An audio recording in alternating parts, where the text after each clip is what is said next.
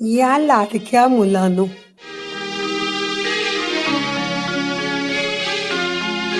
या लाडक्या मुलांनो, तुम्ही मला आधार, नवहिंदवी युगाचे तुम्हीच शिल्पकार.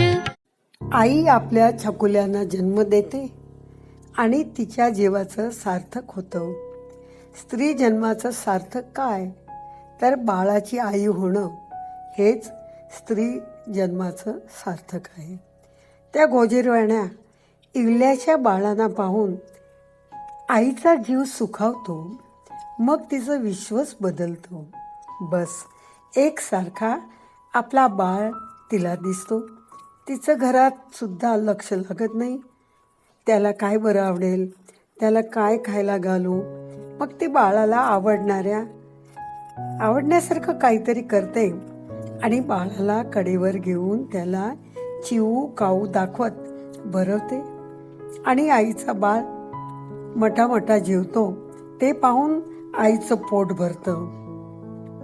नंतर तो खेळतो, उड्या मारतो, धावतो, पळतो, आईची दमछाक करतो आणि शेवटी तो अगदी आईच्या कुशीत झोपतो. त्याच्या डोक्यावर हात फिरवत आईच्या मनात खूप विचार येतात. हा माझा बाळ, माझ्या म्हातारपणाची काठी, देवाचे किती उपकार, माझ्या जीवनात मला बाळ दिलंस. ती बाळाला थोपटत थोपटत गाणे गुणगुणते. देव जरी मज कधी भेटिला, माग हवे ते माग म्हणाला, म्हणेन प्रभू रे माझे सारे, जीवन देई मम बाळाला. पुढे आईची बाळे मोठे होतात, शाळेत जातात. आई शाळेत नेते, घरी आल्यावर अभ्यास घेते. जर का मुलाने शाळेत दिलेला गृहपाठ केला नाही तर समजावून सांगते, अरे बाळानो, तुम्ही जर अभ्यास नाही केला तर तुम्ही शाळेत मागे राहाल, इतर मुलं पुढे जातील, चालेल तुम्हाला? हे बघा, पहिला अभ्यास करा बरं, मग खूप मस्ती करा, खेळा. आणि ऐकलत का रे सोन्यानो, मी की नाही तुमच्यासाठी छान छान खाऊ करते तोपर्यंत. मग मुले अभ्यासाला बसतात. ते पाहून आईला आनंद होतो. रात्री झोपताना छान छान गोष्टी सांगते बाळांना. रामाची, कृष्णाची, सुदामाची, हिमगौरीची, राजाची, राणीची, अशा रोज नव्या नव्या गोष्टी मुलांना ऐकवते. कधी कधी मुलांना गाणी म्हणत झोपवते. आपल्या प्रकृतीची, तब्येतीची आई चिंता सुद्धा करत नाही. अशा रीतीनं त्यांचं बालपण संपतं. पुढे शालेय जीवन सुद्धा हे संपतं. पुढे ती कॉलेजला जातात. आईची मुले जरी कॉलेजला गेली तरी आईला ती लहानच वाटतात. तिचं लक्ष मुलात असतं. ती शिकतात का इतर गोष्टीत रमतात, त्यात सुद्धा आईचं लक्ष. मुलं बिथरली तर नाहीत ना. पुढे मुला मुली दंगामस्ती जरी तिथे कॉलेजात करत असली तरी त्यांना मार्क्स चांगले मिळतात आणि ती पुढे जातात. इथे जशी आईची मुले पुढचा कॉलेजचा अभ्यास शिकून डिग्री घेतात, तेव्हा आईचं वय वाढत जातं. पुढे मुलेही मोठी होऊन उद्योगधंद्यात लक्ष घालतात आणि त्यानंतर आई मुला मुलींचं लग्न लावून देते. पुढे पोरं बाळं, त्यांचा खराखुरा संसार सुरू होतो. ती त्यांच्यात रमतात, त्यांच्या मुलाबाळात मग्न होतात. पुढे आईला वाटतं, आपले कर्तव्य संपलं का, आता मुलांना आपली गरज भासत नाही असं वाटतंय. तसं मुलांचे स्वतःचे लक्ष आईकडे असतेच, तरी आईला वाटते मी एकटी पडू नये.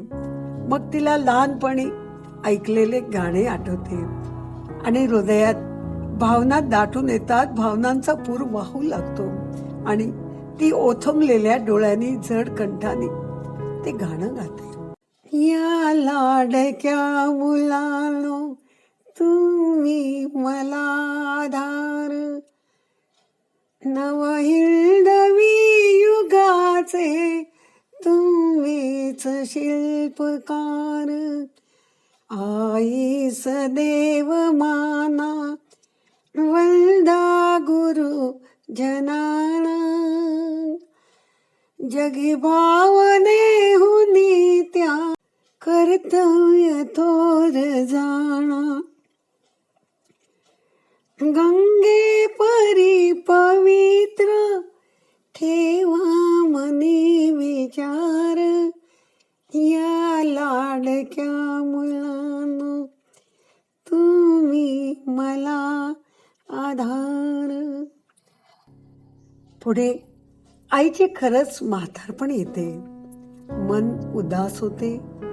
सोन्यासारखा संसार सुनेच्या हातात सोपून आई आपले जीवन संपायची वाट पाहते. तेव्हा मुला मुलींचा उत्कर्ष झालेलाच असतो. ते पाहून तिला समाधान सुद्धा वाटतं. आणि आपल्या लाडक्या मुला मुलींना ती म्हणते, अरे मी जरी गेले ना तरी तुम्ही एकटे वाटून द्यायचं नाही. तुम्ही मला माझ्या गाण्यात, माझ्या लिखाणात, माझ्या स्वभावात मला शोधा.